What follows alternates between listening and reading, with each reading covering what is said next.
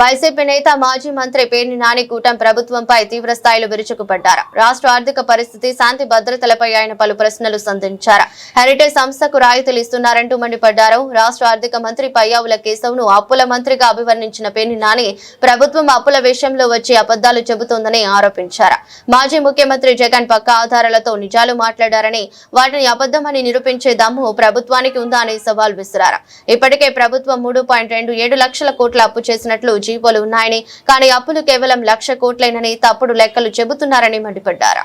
నారా చంద్రబాబు నాయుడు గారి కుటుంబ సభ్యులు వారి జీవనోపాధి కోసం చేస్తున్నటువంటి వ్యాపారం 4,000 కోట్ల రూపాయల టర్నోవర్ జరిగేటువంటి వ్యాపారం అనేమో వారి కుటుంబ సభ్యులు చెప్తారు. వారి జీవనోపాధి కోసం చూడండి, వాళ్ళ జీవనోపాధి అంటే వాళ్ళ జీవనం గడవటానికి ఎంత వ్యాపారం కావాలో వాళ్ళు చేస్తున్నారంట. ఇవాళ ఆయన చెప్పాడు మొన్న ఏమని, నా వాళ్ళకి చెప్పాను, ఎక్కడా కూడా గొళ్ళకి ప్రభుత్వం జోలికి వెళ్ళబాకండి, సప్లై చేయబాకండి అని చెప్పాను.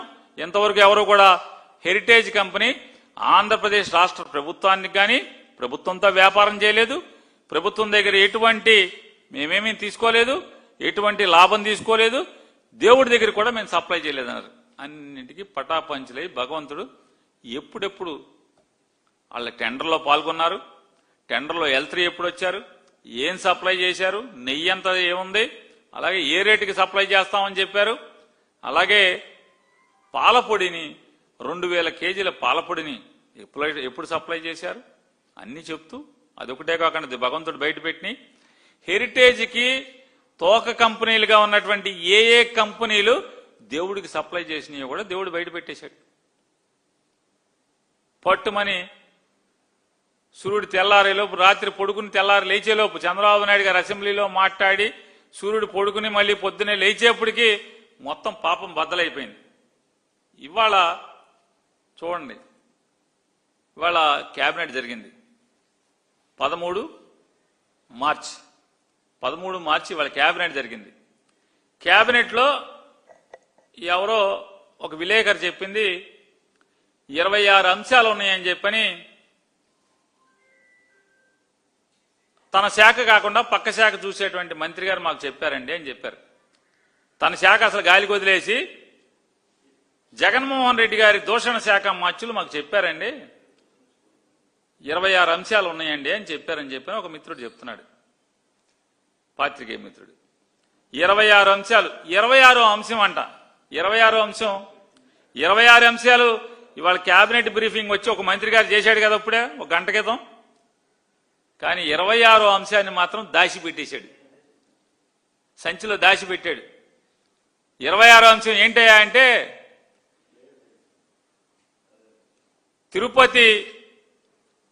తిరుపతిలో చిత్తూరు అంటే తిరుపతి ప్రాంతంలో చంద్రగిరి ప్రాంతంలో డైరీ ఉందంట. ఆ డైరీ హెరిటేజ్ కంపెనీ డైరీ అంట, ఎప్పటి నుంచో నడుస్తుందంట. ఆ డైరీలో మెషినరీ అంట అప్గ్రేడ్ చేస్తున్నారంట, మెషినరీ అంతా మారుస్తున్నారంట. దానికోసం అని చెప్పని క్యాబినెట్లో స్పెషల్గా పెట్టి హెరిటేజ్ కంపెనీ 200 కోట్ల రూపాయలు పెట్టి దాంట్లో మెషినరీ అంతా మారుస్తుంది. ఆ మెషినరీ మార్చడం వల్ల కొత్తగా 35 మందికి ఉద్యోగం వస్తుంది. అందుకోసం అని చెప్పని టైలర్ మేడ్ ఇన్సెంటివ్స్ అంటే రెడీమేడ్ కాదు, అంటే అందరితో పాటు సమానంగా ఇండస్ట్రియల్ పాలసీలో ఇచ్చేటువంటి ఇన్సెంటివ్ కాదది. స్పెషల్ గా టైలర్ మేడ్ అంటే చంద్రబాబు నాయుడు గారికి సపరేట్ గా బట్టలు కుట్టించుకుంటారు అనమాట. అటు హెరిటేజ్ కంపెనీకి సపరేట్ గా ఇన్సెంటివ్ కుట్టిస్తారు, టైలర్ మేడ్ ఇన్సెంటివ్. ఇది నా మాట కాదు, ప్రభుత్వం మాట, క్యాబినెట్ ఆమోదించిన మాట. హెరిటేజ్ కంపెనీ కోసం టైలర్ మేడ్ ఇన్సెంటివ్స్ చూడండి, రెడీమేడ్ ఇన్సెంటివ్స్ కాదు, పాలసీ ఇంటెన్సివ్ కాదు, ఇన్సెంటివ్స్ కాదు, టైలర్ మేడ్ ఇన్సెంటివ్స్. ఇది మాత్రం చెప్పలా, మింగేశారు మంత్రి గారు. చెప్పలా పాపం, ఎందుకు చెప్పరా? మాకు తెలిసిన పుస్తకం అని చెప్తున్నారుగా, ఈ పేజీ తెరవరా అసలు. 131% ఉత్పత్తి అదనంగా జరుగుద్దంట, ప్రజలకి మేలు. చూడండి విచిత్రం, ఎవడన్నా నవ్వుతాడని కూడా సిగ్గులే, అందుకే నవ్వుతారని సిగ్గేసి చెప్పలే ఇవాళ క్యాబినెట్ బ్రీఫింగ్ లో. 131% ఫ్లేవర్డ్ మిల్క్ ప్రజలకి సౌలభ్యంలోకి వస్తాయంట. పన్నీరు 400% పన్నీరు అదనంగా వస్తుందంట. అది ప్రజలకు లాభం అంట.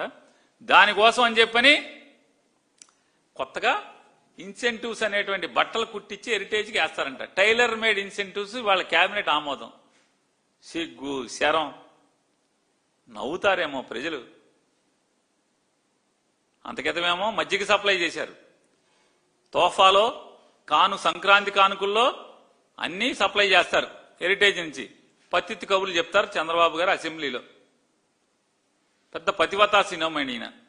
ఏం చెప్తాడు? అసలు ఆ కంపెనీ ప్రభుత్వంతో వ్యాపారం చేయదు, మజ్జిగ మనమే అమ్ముతాం. వేసవకాలంలో 2014-19లో వేసవకాలంలో రోడ్డు మీద వెళ్లే ప్రజలు వడగాల్పులతో రోడ్ల మీద పడిపోయి చచ్చిపోతారేమో అని చెప్పని మజ్జిగ పంచి పెడతారంట రోడ్ల మీద. దానికి కోట్ల రూపాయలు నిధులు రిలీజ్ చేస్తారు. కలెక్టర్లకు ఆదేశాలు ఇస్తారు. కలెక్టర్లు కింద జిల్లా అధికారులకు ఆదేశాలు ఇస్తారు. హెరిటేజ్ కంపెనీ మీరు మజ్జిగ కొని పంచిపెట్టండి అని. అంటే ఆ హెరిటేజ్ మజ్జిగ తాగితే వడగాల్పు తగలదు.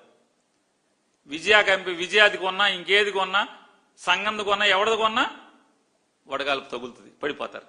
ఒక హెరిటేజ్ కొంటే మాత్రమే వడగాల్పు తగలకుండా ఫుల్గా తిరిగేస్తుంటారు, ఎంత ఎండ అయినా సరే. అట్లా దేవుడికేమో 2000 టెండర్లు లేకుండా, ఏ టెండరు లేకుండా 2000 కేజీల పాలపొడి వెంకటేశ్వర స్వామికి. మరి వెంకటేశ్వర స్వామి పాలపొడితో ఏం చేసుకుంటాడు తెలియదు. ఇందాపూర్కి మీకు లింక్ ఏంటి? సంఘంకి వైష్ణవికి లింక్ ఏంటి? అలాగే రాజస్థాన్ బోలే బాబాకి హెరిటేజ్కి లింక్ ఏంటి? అలాగే ఉత్తరాఖండ్ బోలే బాబాకి రాజస్థాన్ బోలే బాబాకి లింక్ ఏంటి? ఈఆర్ డైరీకి చంద్రబాబు నాయుడు గారికి లింక్ ఏంటి? ఈఆర్ రాజశేఖరన్కి చంద్రబాబుకి లింక్ ఏంటి? దిండిగల్ హెరిటేజ్కి ఈఆర్ డైరీకి లింక్ ఏంటి? ఇవన్నీ ఎంక్వైరీ చేయించగలిగే సత్తా ఉందా మీ దగ్గర? సత్తా లేకపోగా, వాటికి సమాధానం చెప్పలేక హెరిటేజ్ కంపెనీ షేర్లు పడిపోతున్నాయి. ఈ వైసీపీ వాళ్ళు మమ్మల్ని వదలట్లేదురా బాబు, హెరిటేజ్ కంపెనీ చంపేసేట్టున్నారని చెప్పని వెంటనే బీఆర్ నాయుడు టేబుల్ బయటకు వదులుతారు. మీరు బీఆర్ నాయుడు రాజీనామా చేయించరా? ఒక క్యారెక్టర్ లేనోడిని ఎంత బరి తెగించారంటే, ఆంధ్రజ్యోతి ఆయన రాస్తాడు, టీటీడీ చైర్మన్ గా అవ్వకముందున్నటువంటి భాగవతాలని ఇవాళ ఆపాదిస్తున్నారు. అసలు భాగవతాలు ఉన్నోడిని దేవుడికి సేవకి వేస్తాం కరెక్టా? సరే, మేము మీ కథకే వద్దాం. ప్రమాణ స్వీకారం చేశాక ఆయన భాగవతాల్లోకి వెళ్ళలేదు. భాగవతాలకు అలవాటు పడినోడిని, బరిదెగించినోడిని దేవుడి సేవకి వాడటం కరెక్టా అని అడుగుతున్నాను. అంటే ఇవాళ మానేశాడు మొత్తం అండి. ఆయన బాగా తాగుపోతండి, ఇప్పుడు మందు తాగట్లేదండి. కొండ మీదకి వెళ్ళాక, కొండ దిగాక తాగుతున్నాడండి.